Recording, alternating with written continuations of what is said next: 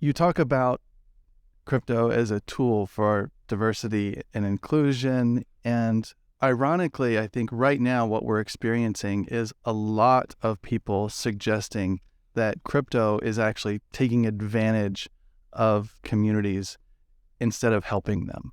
And I wondered if you could shed some light on that and tell us how you view this situation. Yeah. And I call that's the worst profiling, right? Because it's based on this perception of people who have been locked out of traditional finance. To set the record straight, communities of color lead national adoption of cryptocurrency, right? So there's a sense that, oh my God, this industry, grew and, now it's taking advantage of these people who are vulnerable. No, we actually grew as part of the industry. Like when you look at the data, the only true data we have is that communities of color, young people, working class people are attracted to this because when you've been locked out of traditional finance, alternatives are what you look towards. And that is what Bitcoin, blockchain, Web3, DeFi, that is what it offers to people who have been locked out. So this notion that people are being taken advantage of is really ridiculous when you look at how traditional finance has taken advantage of people who have been locked out. And we think that that's okay. That for rural communities that are so isolated from any bank, right? Any financial services, having a borderless payment system or having a digital version of cash is very critical to those people. And then for me as a Black woman, for Black and Latino communities that have been locked out of traditional finance, I have a master's degree. I'm a Gen Xer, right? And I consider myself middle class. But banks still give me prime loans. They don't give me the best financial instruments that they have. And when you look at our experiences with banks, Ryan Coogler, the director of Black Panther, last March went into a Bank of America to withdraw $10,000, and they called the police on him. And $10,000 is a drop in the bucket for a young person who has directed so many movies, but. So this narrative that crypto is taking advantage of people of color, people who are locked out, fits the agenda of people who want to pretend that the traditional financial system is not broken and who want an excuse for not fixing it. Right? We know that fintechs, right, were a recognition that traditional banking, is not accessible to most people, and that most people were finding alternatives around traditional banking. And now, instead of making sure that people have options, because the more options an individual has, the more inclusive money becomes, instead of making sure they have all of the options so that they can make decisions, we have policymakers, we have some of these advocacy groups saying, no, no, no, no, this is taking advantage of them. Well, people have agency, and communities of color, young people have spoken as the earliest adopters of cryptocurrency, as people who are really using the technology to solve problems, right? To actually empower and build equity. We say crypto is here for good, right? And we are choosing alternatives. And it is not consumer protection to pretend that you're going to say we're just uneducated, we just don't understand it, and it should be taken away from us. Why is it policy for one group to be able to say, for government to say, there's one group you can do whatever you want, even if you mess up, right? But this group, we have to protect them. They don't understand. Well, that hasn't worked. We know that financial policies has not led to greater financial inclusion, right?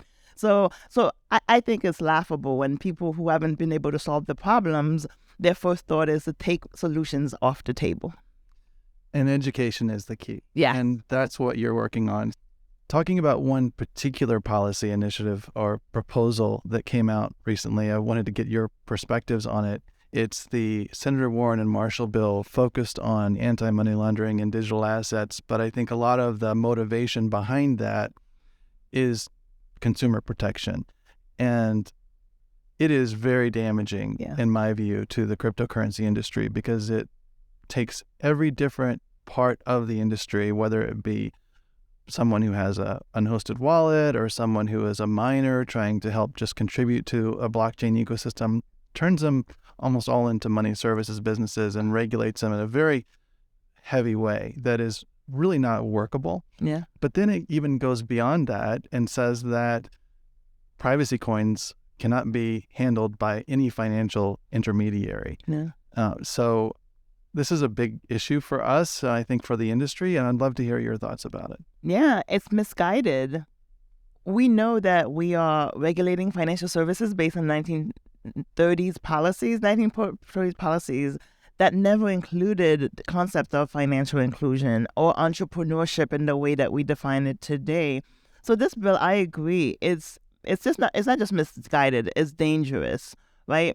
So this whole concept, as a person of color who I'm constantly being told, oh my God, we need to protect you, consumer protection, I challenge that. And I think most people are challenging that. So when you look at these policymakers who come from a specific experience themselves, right, who claim to be champions of financial inclusion, who want to protect the most vulnerable, but who are hardly ever surrounded by the most vulnerable, who, when they have opportunities to hear from, those who have been looked out, say, oh, dismiss, here's the solutions you want. So this whole notion about consumer protection, I'm part of the Aspen Institute has a financial protection division that they've created to talk about financial freedom and new financial assets. So they've actually brought different groups. I'm part of their task force to look at this whole notion of consumer protection and financial inclusion.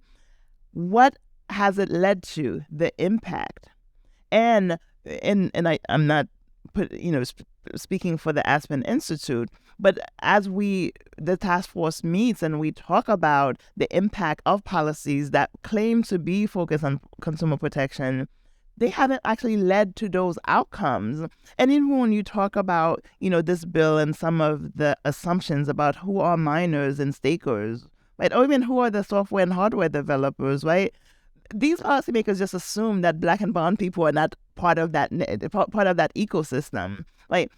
We will be punished as well, because what we've done, we've told people who have been locked out, go, to get educated, join these ecosystems, build, thrive. And we're doing that as part of these vibrant ecosystems, but you're creating blanket policies that will essentially just push us out, right? Because when you look at, similarly with the Biden infrastructure law, that expansion of the definition of broker to include miners and stakers and software and hardware developers that became law, hello.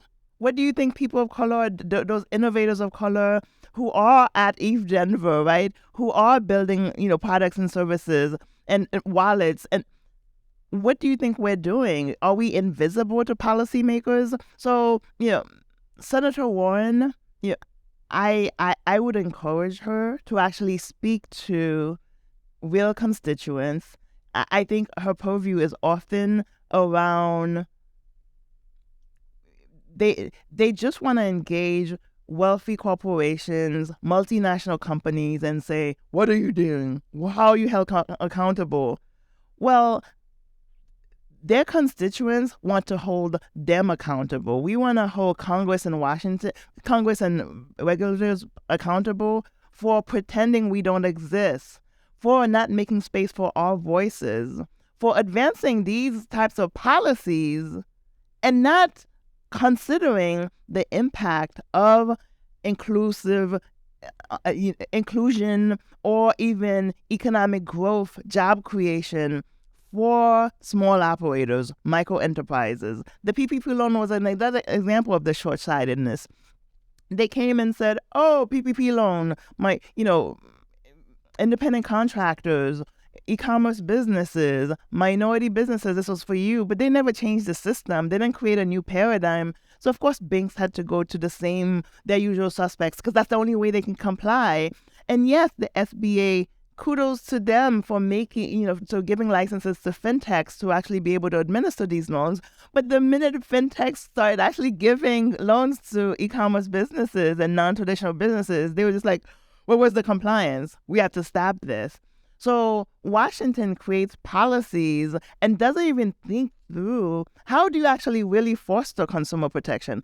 Do you know that the only successful consumer protection policy I see in Washington is the SEC accredited investor rule, right? They provide the greatest guardrails to millionaires. The accredited investors are so protected and are guaranteed to build wealth, but you have to be the most wealthy to even become an accredited investor, up over 200K, and they're trying to increase that limit, right? So when Washington thinks that they're being, oh my goodness, sweeping and tough on industry, well, they should know when Washington and large corporations fight, the casualties of war are entrepreneurs, are the people who've been locked out, are communities of color, are working class people. And we say enough. So I'm actually not even that worried about that bill, because I do think that, Senator Warren, she tends to be very provocative in the way that she approaches legislation.